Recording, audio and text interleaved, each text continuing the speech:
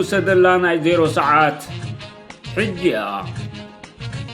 بمقنيات سرحيت فنقل زرقح زلو مقالس استراتيجي كبور حزب إرترا بتاب العلي نفتنيا صناتي إساياس أفورقي سقمت توسدلا ناي 0 ساعات حجيا حج سقمتن تزي وسيدنا كم حزبن كم هاجرن كنهلو سلازي كونا نحنا بوشت هاجر كوينا ببقو جلي بسور توديبنا من انت دحنت حزبنا هاجرنا نقالس زلنا زيغاتات بسمن قسقاس فنقل عسرا نزي مقالس استراتيجي بمغنيات زخري مبل 30 عمت سرحيت فنقل نزرقح لنا ازي مقالس استراتيجي زي كابتوم ابستفلالي وانات زقربو هاجراو صاوعيتات تواصيو استدالو خوينو بزعبا زينة كايدو زلنا قالسينا حبار علامان رأن خهلونا زحقز قلتو فعوتن نباري فتحن كوحز خل استراتيجيو نذي بحسابات درجة أميننا لو نختكبر نقالسلو زلنا قداسي مقالس استراتيجي بحافشا حزبنا بفلايكا عملو علم زلهم دليت فتحي إرتراويان أبككتم أوزلهم ناي أكل بدهم التأخاباتن كلهم هجراويان ناي قالسم الترنافاتن بقولتو فكتزتيلو نتكباري وها بنقفت كتنقاساقسو حزبا وصاوعتنا نقربالونا كبور حزب إرترا أزي زلنا يو مدرخ أزي هطوطن قلتو ملس زتقلب المدرخ يو كم تدارقا كلنا إرتراويان بشاقلوت كنت أراترلو صنحنا نفتنيا صناتي إساياس أفورقي أبتو وعل سلام إرتران إثيوبيان بزبل قلباب مسكورنيل أبي أحمد استفرارمو وعل إرترا أكال إثيوبيان خدكون أبسممع بسيحيو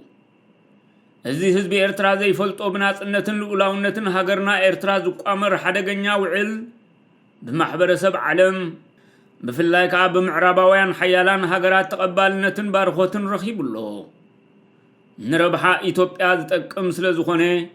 بتنقاقم انت ختكبر زدلي حاجز نخبر كتاف قادنياتات كوينن اللوها سلازي إرترا هاجرنا كوينوا تشيطايا تاريخ زلو بسلحتان بطبابن مس إثيوبيا كم تتصنبر مقبار ترايو عبز حلف عمت إرترا أكال إثيوبيا نختكون كجمر زنبرو مسرح بتهزب إرترا زقبرو تقاومون بتياب إثيوبيا زلو زي مرققان بنا هوحات نهلاو ينكبلو زحازو ترير مرقصن كداناغو خيليو تداناغو يصنيحو دأنبر كم زي تقارص أسنخلنا بروهيو حجي أبز أوان زقن إرترا أكال إثيوبيا ناي مقبارا مسرح درو تتصافيفوس بزقل تفنهري نختكبرو أب نجم ماري ركبلو كم تنعزبو زلنا أب إثيوبيا زكاير مرقا دارقا ملو بملو اتب كورنيل أبي أحمد زمرح زلو بلصقنا بارتي كعوت مخانيو زقمت بلصقنا بارتي انت تعويتو كولونيل أبي أحمد كاسلطان تركيبون إثيوبيا كمرحان تجميرو بمسرت مساطناتي إساياس أفورق استسمام علو عل لولاونت إرترا فريسو ني إرترا أكال إثيوبيا ناي مقبارا مسرح ككايديو اتقدم إعلام أوغيرو زلو أطناتي إساياس أفورق وين إرترا كم هاجر كتقتل زبقع كل عقما فتسيمو كم زمهمن الناقبري علام أوزة تكبرلو موچو بايتان مدمدي وصيت نايزاب إثيوبيا زكايز زلو مرقا خي تصبي بترباط درو لولاونت بحرنا زدفر تكبارات كقبر جميرلو كولونيل أبي أحمد بمرقا حزب سلطان تركيبو ني إثيوبيا كمرح جمر اللام عالتي نفتنيا صناتي إساياس أفورقي نتي موائلو استقالسلو علامة بزي ترطر كم استعوتلو كرقاقصيو ناي إرترا هاجرنا هلا ويشعقو بوقع خبقع كجمريو إثيوبيا خا قيح بحرتونن عباي هاجر كتكون يا إرترا هاجرنا كسابتياب إثيوبيا زقبر مرقا طراي بوقع كم هاجر لولاويت هاجر كوينا كتصنح عدل زلوا دحرت مرقا جن قدا إرتران حوارو معلبو خقبرلو مخانو كندناغر يبلنان كاب حجي مالت كابزا سقمتتو سدلانا 0 ساعات جميرنا كساعتا بكورنيل أبي أحمد زمراح بالسجنا بارتي بمرجع حزبي أب 16 حاسة عسرة عامة مهرت وقعوا سلطان زركب الله كساب حلمن بهجن نفتنيا صناتي إساياس أفورك يتسمر الله كساعزن زمس أزلوا شديش تورحت راينا نيرترا هاجرنا كامنا يزل ألم تفقات كندحنا نخل حجي أبزا سقمتتو سدلانا 0 ساعات بحادة تنفاس انت زي تلاعلنا كابزن زمس أزلوا شديش تورحين دحار واناتات إيرتران بحران إثيوبياويان كونيوم نحنا هنا رأنان الناس معنان نزان نفكره هاجرنا مسكيح بحرا كم طبات دينا هنكبتاينا نزا ألافات مرصات ليليات كيح دمو مافتيسوم دركبنا هاجر نزا رستولود ولودتاتنا زخونت نفكره إرنا هاوشت زنزلوانا قنطار وارح كنن حنان فتينات قلينا بممرح الزين قلتوف دحنت هاجرن هزبن زقلقل اتاسو قمتتو سدلانا 0 ساعات حج مخانا زحبر هاقداسي مقالس استراتيجي تمريحنا خنقالس كنكيل لنا إيرتراويان تاريخ نزب مخنيات زخر مبل 30 عمت سرحت فنقل زرقاح زلو مقالس استراتيجي كامت تقبار وصائي كالا أمارات إسلا قربلنا بقنوع هاقراوي حادنت سميرنا نتقباريو كنقالس نصوع لنا هذا مقالس استراتيجي زي أب كلتا مدرخاس تمقل خوينو أب تحتيوا قدست هاقراويان وسانيتات حقيفو يركب قداماي مدرخ أب العلو نفتنيا صناتي إساياس أفورك قلتوف سقمتين خنوسد زخلوا قدست وسانيتات هي أب زيقاتات إرترا عرقن سلامن كمزورد مقبار لي أب العليا صناتي إساياس أفورك قلتوف سقمتي كمزوسد مقبار حي منفساوي موسان واتاو كحسان مسواتين عبد على درجو كم زبرخ مقبار ما أقداسي متنققتان واناوي محسنتان نو سوكف إيرتراوي س فلويت أوعيت نهوحات بحافشا خان حزب تقراي هي أبزيقاتات إيرترا عرقن سلامن كم زورد مقبار آتناتي إساياس أفوركي برقيق شرحن كدعاتن قمت الليش كم زقوعز قبرو قعزو تاريخنا بقلي أقات أمي كم تزقبقو كقوعز بغيعون تزنبر أبزبنا برتا وقالسي نتسقنان لوتن كفوت زخونا مسهل ناس انت تقادلتي زخبر قلوصنتن تحتاتنتن عدل زهب ديمقراسياون حقاون أقاباب زم حدر قدلين تزنبر تقالستي ودبات بهاقراو سمرت توهاهيدن حد خوينن كقالسان تزبقعا دحرنات انت هاقراو عرقين تزقبرن نخلن تقالستي ودبات إرتراز حقوف قذياو منقستين تزقومن سرعات حقنا قيسو بهزب استمرتي قواماوي منقستين تزتكل مقرب سواتن تقادلتن نواقع مسواتو من قالتو من زقباء كحسان تزكحسو مسكولن قربا بتهاجراتن علمن عم التحققازن مكببارن استسرت محزنتن تزفتر إيرترا اتا هزبا بحقن ديمقراسن زم حدر الله بحقوسن رقاتن حد مكببارن بحر نزنبر الله بلسقتن سمرتن هاجر مخونت نيرا تاريخ بتي هزب إيرتراز تتصبيون تزقعز نيرو هاجراين بادمتن اتي اب حد زيغاتات إيرتراز تفصمن مچخخانن مبددالناي متفصمن بسنكي اصناتي إساياس أفورك جن كلو تزي تحسبن زي تحلمن كوينو غعزو تاريخ حزب إيرترا ناب عربرب قصو امريحو اصناتي إساياس أفوركي سلطان ملوء بملوء بحيتو بزي تحتاتنت هاجرن حزبن انتخصنت نبزحات تقادلتي تحتتن قداي نايت بهاجراو قداي تمخنيوز تفصمه جبنات كم زخونون بزفصمو وجبن جهو بمحاسكا اب جبن كم زقاماتعون عصبات اغلغلتو كوينو مابطعسا كم زنبرون غيرووميو ابزب عبلانነት ተጋደልቲ ዝቆመ መንግስቲ ዝርከብ ተጋዳላይ بتأزاز ديو بفقاد بقطع ديو بتزاواري بفلات ديو بقرهنا عبت استفتصم جبناتن قهست مسل زيغاتاتن اجاموا بركيتيو انا ايدي حصوبيو كم بيلاطوس زبل انتلو ጌጉኡ ዘይቅበል ፈራሕ ወይ ድማ ምስሉይ መታለሊ ወይ ዘይማዛዝን በሃም ጥራዩ ክኸውን ዝኽእል እምበር ብሰንኪ ናይ ዝበዝሑ ተጋደልቲ ሕጋዊ መቆጻጸሪ ዝሰኣነ ደረት ኣልቦ ስልጣንን ዕሙት ምኡዝዝነት መምርሒታት አጽናቲ ኢሳያስ አፈወርቅን ምልኪ ዝጎልበቦ ውልቃዊ ምትህልላኽን ዝተፈጸሙ ገበናት ንብዙሓት ደቂ ሃገር ብፍላይ ከዓ ንመንእሰያት ዜጋታት ግዳይ ገይርዎም ጸኒሑ እዩ ተጋዳላይ በጃ ህዝቡ ዘይጽወር ዝጾረ ኣብ ኣጻምእን ምድረ በዳን ኣብ ጎቦን ስንጭሮን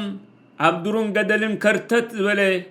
ሓንቲ ህይወቱ ከይበቐቐን ናጽነት ሃገር ዘወፈ ጅግና ኣፍቃሪ ህዝቡን ሃገሩን ምንባሩ ዝዝንግዖ ሰብ የለን ተጋዳላይ እታ ተጋዳላይ ትብል መጸዋዕታ ክውንን ዝኸኣለ ንሃገሩን ነቲ ሓፋሽ እናበለ ጸውዖ ህዝቡን ዝነበሮ ፍቕሪ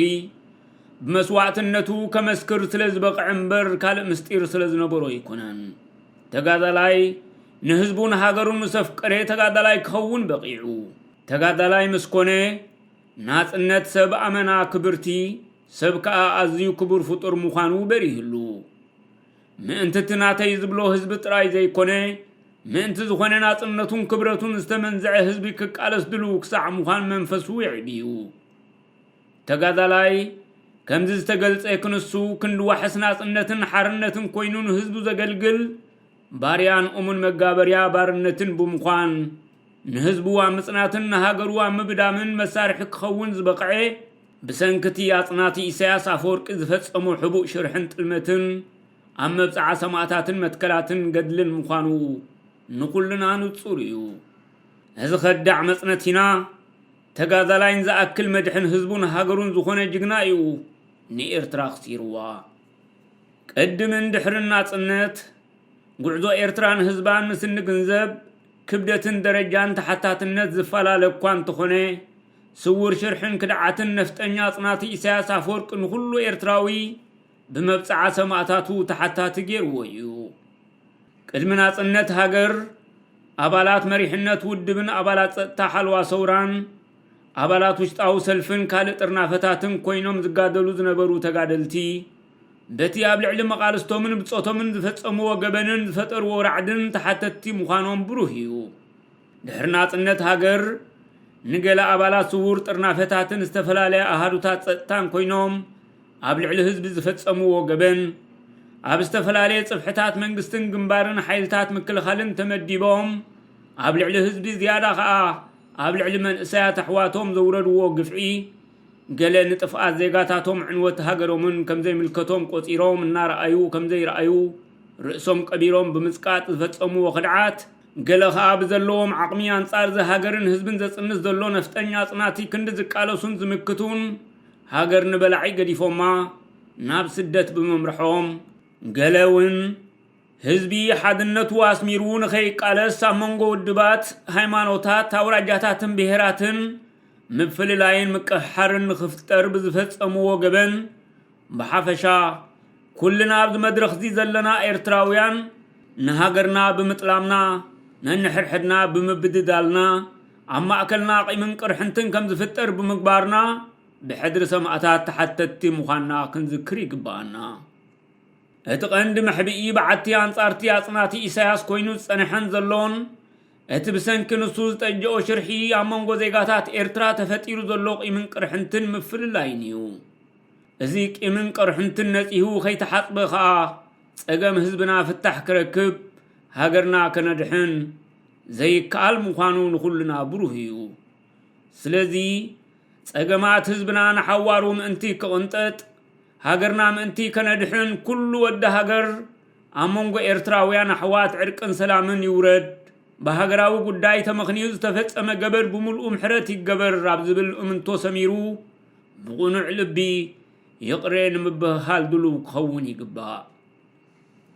ብሰንኪ አጽናቲ ኢሳያስ አፈወርቂ ኣብ ኤርትራን ገዛእ ሓዉ ዘይበደለን ብገዛእ ዜግኡ ዘይተበደለን ኣሎ ክበሃል ኣይከኣልን እቲ ኣብ ዜጋታት ኤርትራ ዝተፈጸመ ምጭኽኻንን ሓድሕድ ምብድዳልን ከቢድ እኳ እንተኾነ ምእንትቶም ብመስዋዕቶም ፍቕሪ ምሂሮም ዝሓለፉ ጀጋኑ ሰማዕታት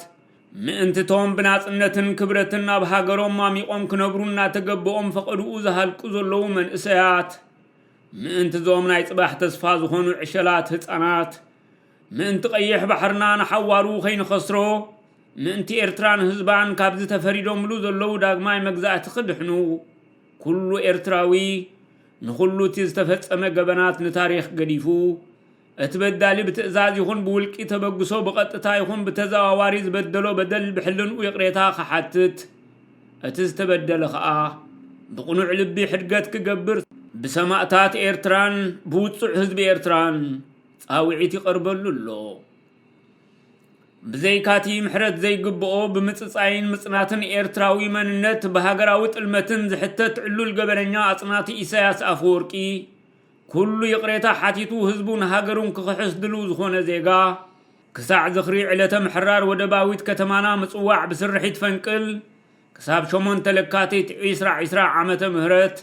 ምስ ፖለቲካን ሃገራዊ ጉዳይን ዝተሓሓዝ ዝፈጸሞ ገበናት ብምልኡ ምሕረት ክግበረሉ ብስም ሰማዕታት ኤርትራ ንኹሉ ኤርትራዊ ዜጋ ምሕጽንታ ይቐርብ ኣሎ 2020 ዓመተ ምህረት ዓመተ ሰላምን ዕርቅን ዓመተ ረምብሃልን ምምሕሓርን ዓመተ ፍቕርን ምትሕቁቋፍን ኤርትራውያን ምእንቲ ክትከውን እዛ ቀይሕ ደምና ኣፍሲስና ቀይሕ ባሕርና ብትሕቲ ሙሉእ ምቁጻርና ዘእተናላ ዕለት እዚኣ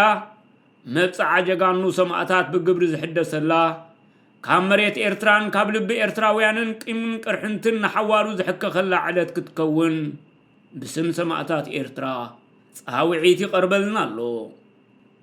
ኣብዚ ዕድመ ህላወ ኤርትራን ህዝባን ብቁንጣሮ ኣዋርሕ ዝጽብጸበሉ ዘሎ እዋን ብዘይካ ነፍጠኛ ጽናቲ ኢሳያስ አፈወርቂ ዝኾነ ይኹን ኤርትራውን ኤርትራ የድልያ እዩ ዕርቀ ሰላም ኣብ ዜጋታት ኤርትራ ክወርድ ዝድለየሉ ዘሎ ቀንዲ ምኽንያት ከዓ ንዝኾነ ኤርትራዊ ዋላ ነቲ ኣገልጋሊ ምልኪ ኮይኑ ንህዝቡን ሃገሩን ከድምፅ ጸንሐ ብደም ዝሕተት ዜጋ ንድሕነት ኤርትራ ሃገሩ እጃሙ ኸበርክት ባይታ ክፍጠረሉ ስለ ዝተደልየ እዩ ኩሉ ኤርትራዊ ዜጋ እቲ በዳሊ ይኹን እቲ ተበዳሊ ግዳይ ናይቲ አጽናቲ ኢሳያስ አፈወርቂ ዝፈጠሮ ዘይንቡር ሃዋህው ምዃኑ ክርዳኣና ክኽእል ኣለዎ ልዕልና ሕጊ እንተዝነግስ ነይሩ እዚ ጌጋዚ ክፍጸም ኣይምኽኣለን ደሓር ከዓ ኩሉ እቲ ዝተፈጸመ ገበን ትሕቲ እምበር ልዕሊ ህላወ ኤርትራን ህዝባን ስለ ዘይኮነ ዝኾነን ኤርትራን ህዝባን ካብዚ ብአጽናቲ ኢሳያስ አፈወርቂ ተጠጂኡ ዘሎ ሓደገኛ ውጥን ከድሕኖም ዝበቕዐ ዜጋ ብገበን ክሕተት ዝግብኦ ድዩ ዋላስ ዘይግብኦ ብዘየገድስ ከም ሃገራዊ ጅግናና ክንቅበሎ ኣለና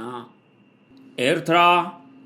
እዛሪም ናይቶም ቢልዮናት ብሕጂ ዝመፁ ወለዶታት ዝኾነት ሃገር ሓደ ዘድሕና ዜጋ ትደሊ ስለ ዘላ እቲ ንድሕነታ ዝውፈ ዜጋ ሕሉፍ ታሪኹ ብዘየገድስ ሃገራዊ ጅግናና ክኸውን እዩ ታሪኽ ደጊያት ባህታ ባጥመር ከም ዘዘንትዎ ነቶም እዛዝ ዝኣበይዎም ደቂ ሓወቦኦም ናብ ጥልያን ኣሕሊፎም ብምሃብ ኣብ ናኹራን ዓሰብን ከም ዝጠፍኡ ገበሩ ደሓር ግን በቲ ብስልጣኖም ተታሊሎም ዝፈጸምዎ ጌጋ ተጣዒሶም አንቱም ሰብዓ ሰመይ ኣጥፋእናኩም ልብ ምስ ሓሰመ ደለናኩም እዋን ምስ ጸገመ ኢሎም ኣልቅስሎም ይበሃል እዞም ንጀጋኑ መጋድልቶምን መራሕቶምን በአጽናቲ ኢሳያስ አፈወርቂ ተኣሲሮም ክጠፍኡ ከለዉ ዘዳኽሩን አጽቂጦም ዝተዓዘቡን ተጋደልቲ ከዓ ጀጋኑ ኣርካናት ሰውራውያን መራሕትና ጥፊእና እባ መጻወት ዝኸዳዕ ጣልማይ ሸያጥ ሃገሩ ኮይና እናበሉ ብጣዕሳ ይቁዝሙ ኣለዉ ኣቦና ጅግና ደጊያት ባህታ ባጥመር ዋላ እኳ ብልዕሊ ደቂ ሓወቦኦም በደል እንተፈጸሙ ንመሬት ዓደቦኦምን ንኽብረት ህዝቦምን ህይወቶም ካብ ምውፋይ ግን ድሕር ኣይበሉን እዞም ተጋደልቲ ከዓ ዋላ እኳ ኣገልገልቲ ስርዓት አጽናቲ ኢሳያስ ኮይኖም ገበን ክፍጽሙ ዝጸንሑ እንተኾኑ ምእንቲ ናጽነት ሃገሮምን ምእንቲ ቀይሕ ባሕሮምን መሬት ዓደቦኦምን ግን ዘይብጀው ይኮኑን ዝኾነ ዜጋ ብስልጣንን ረብሓን ተታሊሉ ኣብ ልዕሊ ህዝቡ ገበን ክፍጽም ይኽእል እዩ ንመሬት ዓደቦኡ ነታሪሙ ንጓና ሕሊፉ ዝህብ ግን ፈጺሙ ዋይርከበናን እዩ ደሓር ከዓ አጽናቲ ኢሳያስ አፈወርቂ ብስውር ሸርሒ በሃገራዊ ምኽንያት ኣጋጊዩ ኣብ ዘይዕላምኡ ከም ዝኣቱ ገይርዎ እምበር ተጋዳላይ እኮ بمنحراي من تهزبون هاجرون مسواتي هوتو كوفيلون برخاز وفر جغنا ينيرو ኤርትራን ህዝባን ምእንቲ ክድሕኑ ጽልእን ምክሕሓርን ካብ መሬት ኤርትራን ካብ ልቢ ኤርትራዊ ዜጋን ክርሕቕ ኣለዎ ኤርትራ ሃገርና ዓዲ ፍቕርን ሕውነትን ሃገር ምምሕሓርን ምትሕቋፍን ምእንቲ ክትከውን ኩሉኹም መራሕቲ ሃይማኖት ናይ ኣመንቲ ምስልምናን ክርስትናን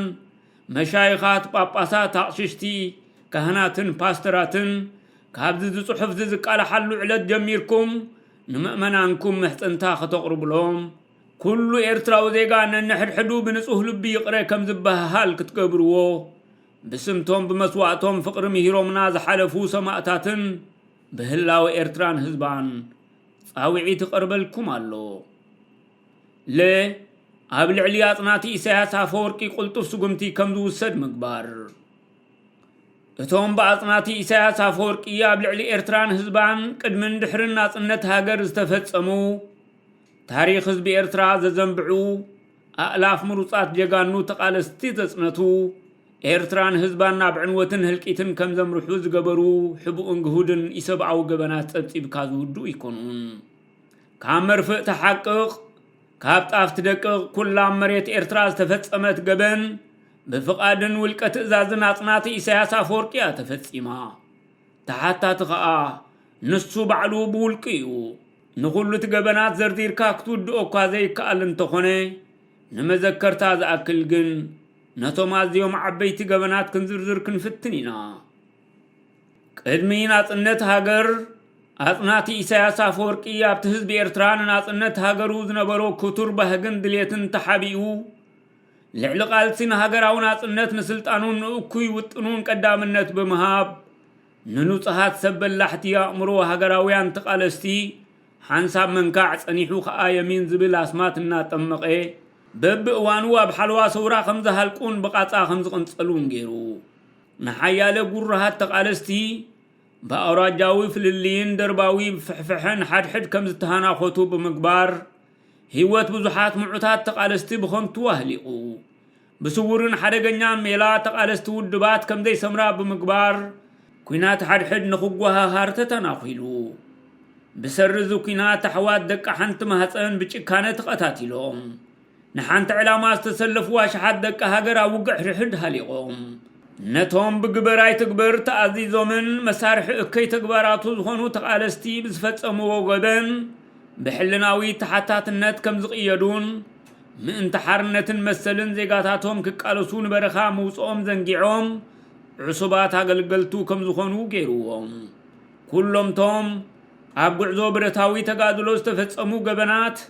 بولقة زازاتنات إساياس أفورق استفتصمو جبنات يوم بولق حتى تلوم كا نسو بعلو ترايو هاتنات إساياس أفورقي دحرنات النت اتنهز بإرترات نيتكا نيرترا باديمكا داقم بتحت مجزاتي كمتاتو مقبار زبل حدقنيان صورن استراتيجين متكبار إرترا هابتامبر هزبان مريتانا يدلينن يو زبل علامات أنقويتيو نتنا يطفقات قعزو فليمو اتي أدما غيركم يلون حقاوي حتو زحاتتو تقادل تأثيرو زساقين زحققن سنكلان تقادلتي بتملكة اللي نخرشنو زعززي نأمنتي مسلمنا زيقاتاتنا بجهداوي من قسقاسا مخنيو آسيرو زساقين نتي عصرتتات أشحات من إسايات إرترا زهلقن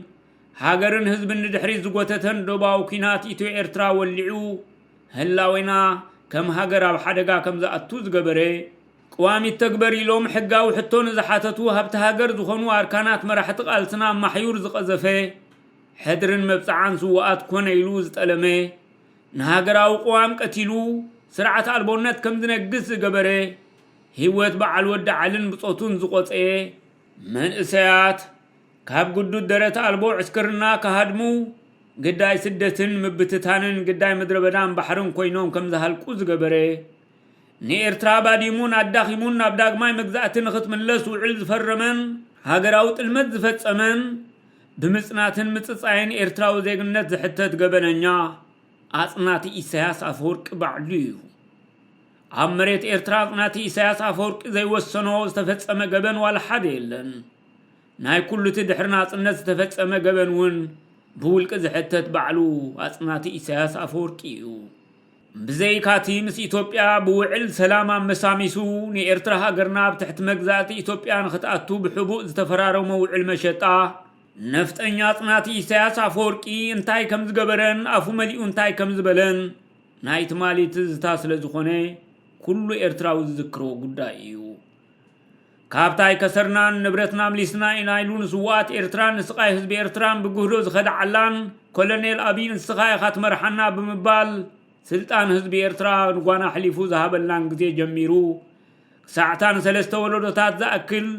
ብዘይ ምኽንያት ተፈላሊና ጸኒሕና ብምባል ነቲ ህዝቢ ኤርትራ ምእንቲ ናጽነት ሃገሩ ዝኸፈሎ መሪር ዋጋን ዘሕለፎ ከልበትበትን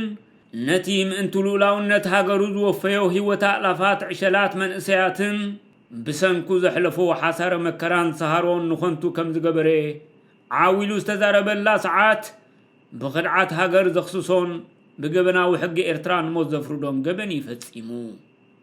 ምእንትታ ቀይሕ ባሕሪ ትውንን ሓድነታ ዝዓቀበት ሕልማዊት ዓባይ ኢትዮጵያ ከም ነፍጠኛ ኢሳያስ አፈወርቂ ገይሩ ዝተቃለሰ ኢትዮጵያዊ ከም ዘየለ ዳርጋ ንኹሉ ኤርትራዊ በሪህሉ ኣሎ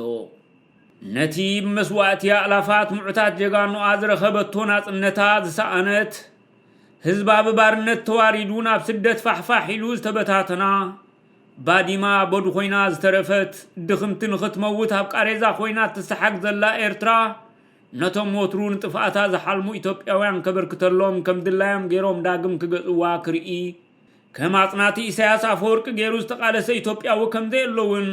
ንዓና ንኤርትራውያን ጥራይ ዘይኮነ ንደቂ ዓዱ ንኢትዮጵያውያን ከይተረፈ ንጹር ኮይኑሎ ኮሎኔል አብይ አሕመድ ይኹን ኩሎም ኣባላት ብልጽግና ፓርቲ ድሕሪ ምዝዛም ምርጫ ኢትዮጵያ በቲ ምስቲ መጽነቲና ዝኣተውዎ ውዕል ናይ ኣዋርሕቶ ደኣምበር ኤርትራ ትበሃል ሃገር ክትህሉ ከም ዘይኮነታ ጸቢቖም ይፈልጡ እዮም ኣብ ልብቲ ንኡስ ሓውን ኢሳያስ አፈወርቂ ዝኾነ መስፋሕፍሒ ኮሎኔል አብይ ናይ ኤርትራ ሕቶ ዘብቅዐ ጉዳይ እዩ ኣብ ዝሓለፈ ቅንያት ታምራት ነገራ ዝበሃል ኢትዮጵያዊ ነፍጠኛ ጋዜጠኛ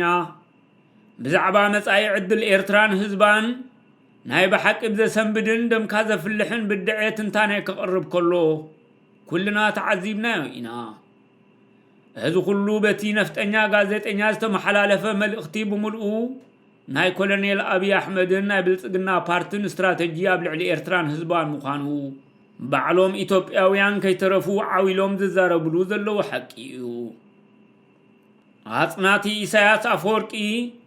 እቲ ንነዊሕ ዓመታት ብሕቡእ ጠጅኡ ዝጽዕረሉ ዝነበረ ውጥን ንሱ ስለ ዝኾነ ንመብዛሕትኡ ነቲ በቲ ነፍጠኛ ጋዜጠኛ ዝቐረበ ትንታነ ይቕበሎ እዩ እቲ ነፍጠኛ ጋዜጠኛ ህዝቢ ኤርትራ ናቱ ባይቶ አቂሙ ነፍሱ ከም ማሕድር ተፍቅደሉ ስግኣት ዘይትኾነና ኤርትራ ትሰርሕ ናይ ወጻኢ ዝምድናታት ግን ኩሉ ብመንገዲ ኢትዮጵያ ከም ዝኸውን ትገብሮ ኢሉ ብዛዕባ መጻኢ ዕድል ኤርትራን ህዝባን ተዛረቦ ግን አጽናቲ ኢሳያስ ፈጺሙ ኣይቅበሎን እዩ አጽናቲ ኢሳያስ አፈወርቂ ንህዝቢ ኤርትራ ናይ ገዛ ርእሱ ውሽጣዊ ምሕደራን ንዕኡ ዝውክል ባይቶን ክህሉ ኣይደልን እዩ ኤርትራ ትበሃል ሃገር ክትጠፍእ ህዝቢ ኤርትራ ውሽጢ ኤርትራ ዝጣበቀሉ ባይቶ ይኹን ናይ ገዛ ርእሱ ምሕደራ ዘይብሉ ኮይኑ ከም ባርያ ኣብ ትሕቲ ኢትዮጵያውያን ደኒኑ ክግዛእ ኣብ ኢትዮጵያ ከዓ ክሰርሕ ይኹን ክመሃር ዘይፍቀዶ ዋላ ሓንቲ መሰል ዝተሓረሞ ስደተኛ ክኸውን እዩ ድሌት ነፍጠኛ አጽናቲ ኢሳያስ አፈወርቂ ንኤርትራ ከም ሃገር ኣብ ምድኻማ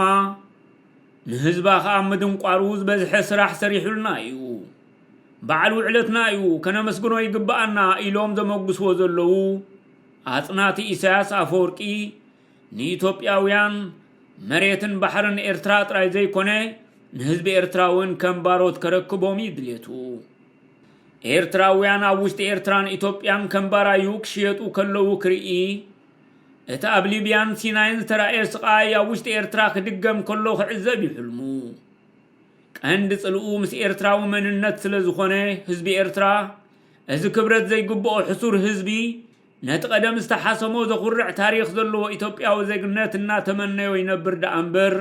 ኣብ ኤርትራን ኣብ ኢትዮጵያን ከም ኢትዮጵያዊ ተሓሲቡ ክምረጽን መሰሉ ተሐሊሉ ብኽብረት ክነብርን ኣነ ኣይቅበሎን ከም ዝብልውን ይንገር እዩ ንኹሉ እቲ ኣብ ላዕሊ ተዘርዚሩ ዘሎ ቅድምን ድሕሪ ናጽነት ብኣጽናቲ ኢሳያስ ኣፈወርቂ ዝተፈጸመ ወዳድርቲ ዘይብሉ ኣረሜናዊ ገበናትን ነቲ ብሕጂ ክፍጽሞ ወጢንዎ ዘሎ ኤርትራን ህዝባን ዳግም ኣብ ትሕቲ መግዛእቲ ከም ዝኣቱ ጌርካ ንሓዋሩ ከም ዝጸንቱ ምግባር ዝብል ካልእ ሓደገኛ ውጥኑን እንተደኣ ጸብጺብና ህዝቢ ኤርትራ ክሳዕ ሕጂ ኣብ ልዕሊ ነፍጠኛ ኣጽናቲ ኢሳያስ ኣፈወርቂ ስጉምቲ ከይወሰደ ምጽንሑ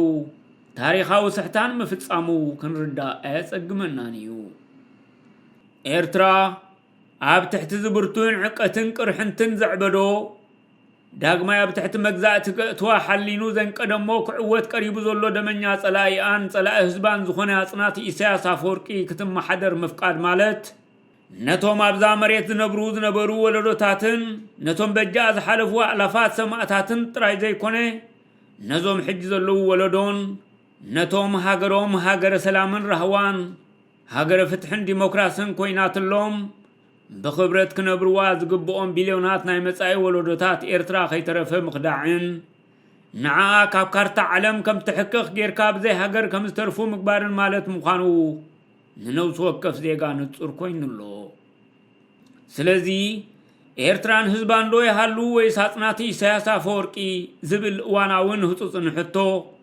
ካብዛ ስጉምቲ ትውሰደላ ናይ 0 ሰዓት ሕጂ ምዃና ትቃላሓላ ዘላ ግዜ ጀሚሩ ክሳዕ ኣብ ኢትዮጵያ ምርጫ ዝካየድ ክሳዕ ዘን ዝመጻ ዘለዋ 6 ወርሒ ነዚ ሕቶ እዚ ምምላስ ናይ ነብሲ ወከፍና ሓላፍነት እዩ ንኣጽናቲ ኢሳያስ ኣፈወርቂ ኣሲርካ ኣብ ፍርዲ ከተቐርብ ምፍታን እዚ ዘሎ ህጹጽ ግዜን ክውንነትን ዕድል ክህብ ስለ ዘይክእል እዚ መሰል ዝውንዕኡ ዝግባእ መሰል ስለ ዘይኮነ ህዝቢ ኤርትራ ንዝፈጸሞ ታሪኻዊ ስሕታን ንምትዕርራይን ንሃገርን ህዝብን ካብ ጥፍኣት ንምድሓንን ንኢሳያስ ኣፈወርቂ ነቲ ገበናቱ ተኸሚሩ ልዕሊ ክስን ፍርድን ዝኾነ ብምጽናትን ምጽጻይን ኤርትራዊ ዜግነትን ብሃገራዊ ክድዓትን ዝሕተት ዕሉል ገበነኛ ስጉምቲ ክወስደሉ ምውሳን እዋኑን ሰዓቱን ሕጂ እዩ እዛ ኣእላፋት ብሉጻት ዝተኸፍሉላ ናይ ኣእላፋት ዝሓለፉን ዘለውን ዝመጹን ወለዶታት ሃገር ክትከውን ዝግባእ ኤርትራ ብሰንኪ ሓደ ኸዳዕ ውልቀ ሰብ ክትጠፍእን ከም ዘይነበረት ክትከውንን ትሚልካ ምዕዛብ ሃየንታ ስለ ዝኾነ ንነብሲ ወከፍ ኤርትራዊ ብፍላይ ከዓ ንነብሲ ወከፍ ኣባል ሓይልታት ምክልኻል ኣባላት ጸጥታን ፖሊስን ካብዛ ስጉምቲ ትውሰደላ ናይ 0 ሰዓት ሕጂ ምዃና ዝቃላሓላ ዘሎ ሰዓት ጀሚሩ ኣብ ልዕሊ ኣጽናቲ ኢሳያስ ኣፈወርቂ ስጉምቲ ክውሰድ ብህዝቢ ኤርትራን ብሰማዕታት ኤርትራን ጻዋዒት ይቐርበሉ ኣሎ መንፈሳዊ ሞሳን ዋታዊ ካሕሳን መስዋዕቲ ናብ ዝለዓለ ደረጃኡ ከም ዝብርኽ ምግባር ኣጽናቲ ኢሳያስ ኣፈወርቂ እታ ቀዳመይቲ ንጅግንነት ህዝቢ ኤርትራን ኪኑ ንህዝቢ ኤርትራ ከጽንት ንኤርትራ ባዲሙ ናብ መግዛእቲ ክእቱ ዝተጠቕመላ ሓደገኛ ጥበብ ኣብ ልዕሊ መብጽዓ ስዋኣትን መቕረብ ስዋኣትን ከቢድ ጥልመት ምፍጻም እዩ ሚዛን ክብሪ መስዋዕቲ ፈጺሙ ከም ዘንቆልቁል ምስተገብረ መንፈሳዊ ሞሳን ንዋታዊ ካሕሳን መስዋዕቲ ስማውን መሸቀጥን ኮይኑ ምስተረፈ ህዝቢ ኤርትራ ነታ ብምሉእ ልቡ ዘኽብራን ዝበህጋን መፍትሒ ኩሉ ሃገራውን ውልቃውን ጸገማቱ ዝኾነት መስዋዕቲ ኣይተቕረብን ኢሉ ክርሕቃን ክነጽጋን ተራእዩ ብሰንኪ ኽድዓት ኣጽናቲ ኢሳያስን ንሱ ዘተኣታቶ ናይ ጠላማት ኣተሓሳስባን ንስቃይን ህልቂትን ዜጋታትካን ንጥፍኣት ሃገርካን እናተዓዘብካ ቅዱም ኣይትኹም ብዝብል ሕሱር ጉርሒ እንታይ ገደሰኒ ኢልካ ርኢኻ ከም ዘይረኣኻ ርእስኻ ቀቢርካ ከተጽቅቕ ምፍታን ዘመናዊ ትስመየሉ ሕድሪ ሰማዕታትካ ኽቢርካ ምእንቲ ሓቅን ፍትሕን ምእንቲ ድሕነት ህዝብን ሃገርን ምውፋይ ከዓ ድሕረት ዝሕሰበሉ ዘርኢ ትብዓትን ጅግንነትን ዝመኽነሉ ዝሩግ መድረኽ ተፈጢሩ ጸኒሕ እዩ ሕጂ ግን ኤርትራና ካብዚ ናብ ዳግማይ መግዛእቲ ክትኣቱን ካብ ካርታ ዓለም ክትሕከኽን ተፈሪዳትሉ ዘላ ናይ ዕርበት እዋን ብኸመይ ክድሕን ትኽእል ህዝብና ኸ ካብዚ ኣብ ልዕሊኡ ዝዝንቢ ዘሎ ናይ ምጽናትን ናይ ባርነትን ድነ ብኸመይ ክሰርር ይኽእል ንዝብል ሕቶ ቀሊልን ቀጥታውን መልሲ ኣለዎ መልሱ ከዓ ኣብ ልዕሊ ኣጽናቲ ኢሳያስ ኣፈወርቂ ስጉምቲ ክውሰድ ኣለዎ እዩ። ኣብ ልዕሊ ኣጽናቲ ኢሳያስ ኣፈወርቂ ስጉምቲ ክውሰድ እንተኾይኑ መስዋእቲ ብግዲ ክኽፈል እዩ። መስዋእቲ ክኽፈል እንተኾይኑ መስዋእቲ ከምቲ ናይ ዘበን ቃልሲ ብኩሎም ዜጋታትና ተባሃግን ተሃራፍን ክኸውን ክኽእል ኣለዎ። መስዋእቲ ብኩሎም ዜጋታት ተባሃግን ተሃራፍን ክኸውን እንተኾይኑ ድማ መንፈሳውን መወሳውን ንዋታውን ካሕሳ መስዋእቲ ናብቲ ግቡእ ቦትኡ ክበርኽ ክኽእል ኣለዎ። ሽዑ ድማ እዩ ስውእ ምዃን ማለት ብኩሉ ዜጋ ዝበሃግን ዝህረፍን ዝኸበረ ፍጡር ምዃን። ስውእ ምዃን ማለት እቲ ብዘቕንእ ሃበባ ወትሩ እናተዘከረ ህያው ስምን ታሪኽን ወኒኑ ንዘንቲ ዕለት ክነብር እተሓርየ ዜጋ ምዃን። ስውእ ምዃን ማለት እቲ ብመንፈሳውን ንዋታውን መወሳት ዝበለጸ ክኸውን ዝግብኦ ዕድለኛን ዘለዓለማውን ዜጋ ምዃን ማለት ዝብል ትርጉም ክሕዝ ዝበቅዕ። ብሰንኪ ጥልመት ሓደ ውልቀ ሰብ ነዛን ነፍቅራ ሃገርናን ንቀይሕ ባሕርናን ርኢና ከይንስእኖም እዚ ውፁእ ህዝብና ከዓ ባርያቶም ባዕዳውያን ጸላእትና ኮይኑ ንሓዋሩ ከይጸንት እታ ስጉምቲ ትውሰደላ ናይ 0 ሰዓት ሕጂ ምዃና ተረዲኡ ምእንቲ ዝሃገርን እዚ ህዝብን ኣብ ዝቐልጠፈ እዋን ተወፊዩ ኣብ ልዕሊ ኣጽናቲ ኢሳያስ ኣፈወርቂ ስጉምቲ ዝወስድ ጅግና ባዕልና ከነተስኦ ባዕልና ክንፈጥሮ ክንክእል ኣለና። እዚ ንኽገብር ከዓ መንፈሳውን መወሳውን ንዋታዊ ካሕሳ መስዋእቲ ብንጹር ከም ዝሕበር ክንገብር ኣለና። መንፈሳዊ መወሳን ንዋታዊ ካሕሳን ናይቲ ህይወቱ በጃው ወፊዩ ኣብ ልዕሊ ኣጽናቲ ኢሳያስ ኣፈወርቂ ስጉምቲ ዝወስድ ሃገራዊ ጅግና ከምዚ ኣብ ታሕቲ ተዘርዲሩ ዘሎ ክኸውን እንተበቂዑ መስዋእቲ ብኩሉ ወዲ ሃገር ተባሃግን ተሃራፍን ክኸውን እዩ። ኤርትራን ህዝባን ከዓ ኣብ ዝሓፀረ ግዜ ካብ ጥፍኣት ክድሕኑ እዮም። መንፈሳዊ መወሳት ምእንቲ ሓርነት ህዝቢ ዝብጀው ሃገራዊ ጅግና እዚ ዝስዕብ ይኸውን። ብሳላ መስዋእትቲ ሃገራዊ ጅግና ኤርትራ ናጽነታን ልኡላውነታን ዝዓቀበት ቀይሕ ባሕራ ዝወነነት ብሕግን ቀዋምን እትመሓደር ሃገር ክትከውን እያ። እቲ ሃገራዊ ጅግና ርእሲ ኩሎም ጀጋኑ ስለ ዝኾነ ጅግና ጀጋኑ ጎብለል ሓርነት ክስመ እዩ። እቲ ሃገራዊ ጅግና ንህይወቱ በጃ ወፊዩ ኣብ ልዕሊ ኣጽናቲ ኢሳያስ ኣፈወርቂ ስጉምቲ ዝወስደላ መዓልቲ ድሕነትን ሓርነትን ኤርትራን ህዝባን ተባሂላ ልክዕ ከም መዓልቲ ናጽነት ኤርትራ ብኽብሪ ክትዝከርን ንስምቲ ሃገራዊ ጅግና ጉሊሓ ክትክበርን እያ። ንመዘከርታ ክብርቲ ሃገራዊ ጅግና ምስሉ ኣብ ባጤራ ኤርትራ ወይ ኣብ ናቕፋ ክሕተም እዩ። ኣብ ኩለን ዓበይቲ ከተማታት ኤርትራ ንዝኽርቲ ሃገራዊ ጅግና ብስሙ ዝጽዋዕ ጎደናታትን ማሕበራዊ ትካላትን ክህሉ ንዝኽሪ ጅግንነቱ ዝበቅዕ ሓወልትታት ከዓ ከም ዝቐውም ክግበር እዩ። እቲ ሃገራዊ ጅግና ሞዴል ሃገራውነት ትእምርቲ ድሕነት ሃገርን ሓርነትን ህዝብን ምልክት ሰረት ፍትሕን ዲሞክራስን ኮይኑ ንውልድ ወለዶን ዘንቲ ዕለት እናተዘከረ ምእንቲ ክነብር ንታሪኹ ዘድምቕ ንጅግንነቱ ዘዘንቱ መጻሕፍትን ካልእ ስነ ጥበባዊ ፍርያትን ከም ዝፈሪ ክግበር እዩ። ንዋታዊ ካሕሳት ምእንቲ ሓርነት ህዝቢ ዝብጀው ሃገራዊ ጅግና እዚ ዝስዕብ ይኸውን። ዋላ እኳ ምስ ክብርን ኣበርክቶን እቲ ምእንቲ ሓርነትን ህዝብን ሃገርን ዝብጀው ሃገራዊ ጅግና ዝዳረጋ ይኹን ንስድራ ወይ መቕርብቲ ሃገራዊ ጅግና ዝወሃብ ንዋታዊ ካሕሳ መስዋእቲ $1 ሚልዮን ኣሜሪካ ክኸውን እዩ። ስድራ ወይ መቕርብቲ ሃገራዊ ጅግና ካብ ዝኾነ ይኹን ቀረጽ መንግስቲ ነፃ ይኾኑ። እዚ ከዓ ብሕጊ ከም ዝጸድቕ ይግበር።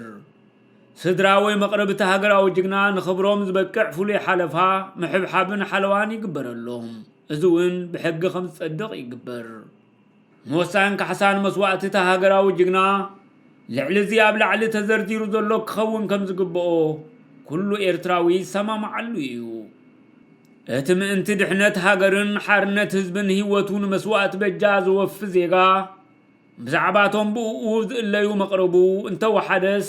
በቲ ንዋታዊ ክፋሉ ከይተሰከፈ ክብጀው ምእንቲ ክበቅዕ መተባብዒ ክኸውን ስለ ዝተሓስበ እዩ ከዓ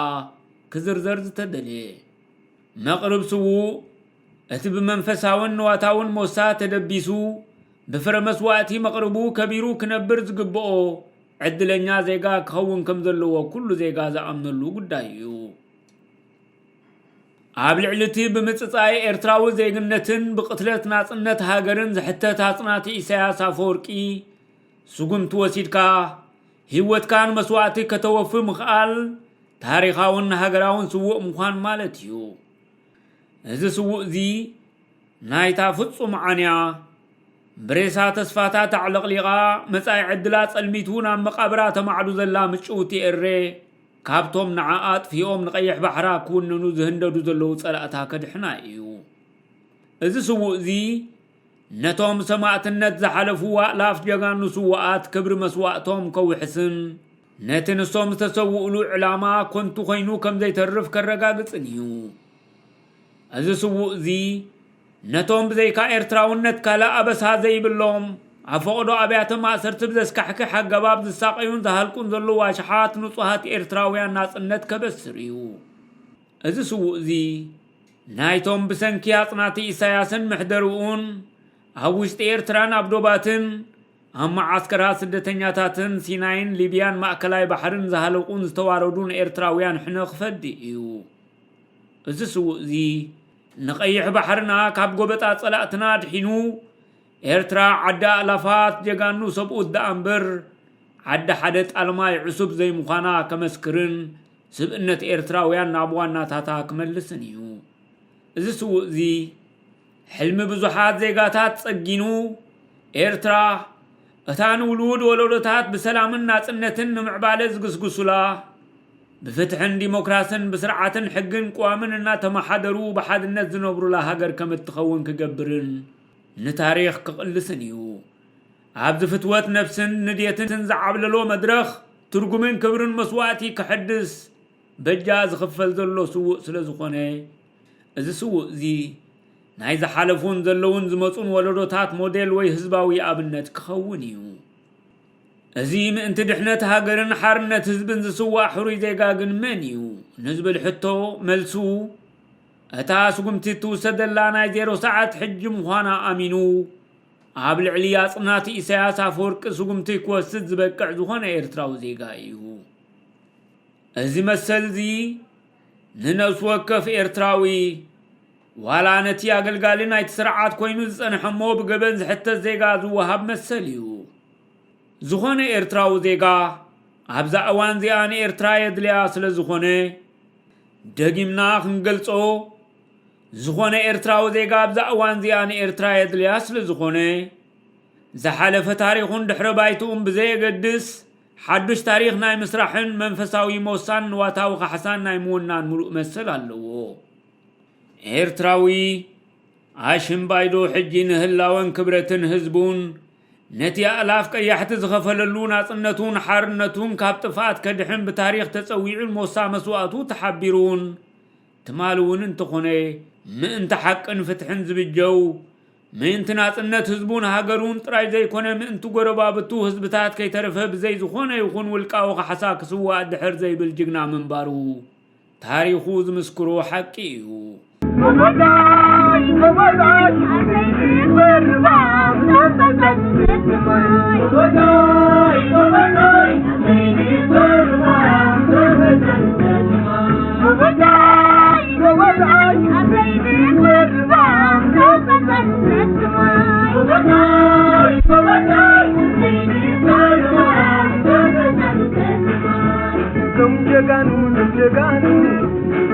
الونين سلعتو أبودت ما يطال بقطو أبدوين سرع بقطمو أبنحراب محلول لهاتمو بفوت أخوانا فرعالو لإن تمور تقيبل تاريخ وقتنا فرتذكيو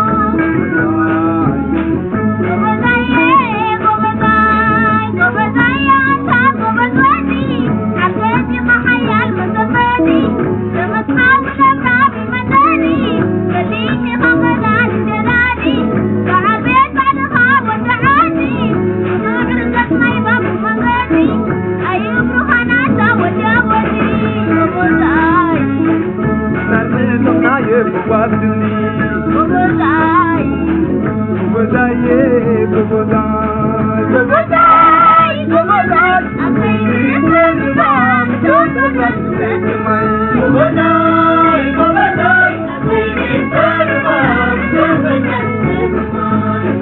دابو خاصاي بيتندو سلة خانا تقدندو أصبح بولا بول بيت عندي أطعم يوم يجنو بيتمندو زمن طياتات بالشغل ما يكبر حقيقة تحدي أكوني يحوات كاتي وبير وزان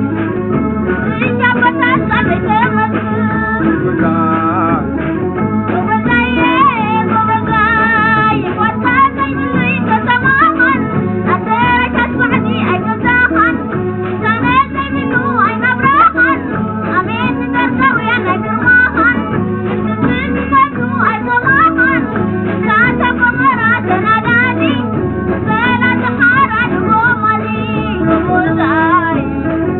Gozai yellen fırdi Gozai Gozai Gozai Gozai Gozai Asaydi fırvam Gozai Gozai Gozai Gozai عجبها حلو كحها غلاي سيانو تبال كتتم بلعالو حي بالرعتوي تريقلو شغالم لمدتن بخطتي دور مريت كبت بخطنتي خلاقت تتحق نمرتي وزاي أولي جهانا تنسكتي وزاي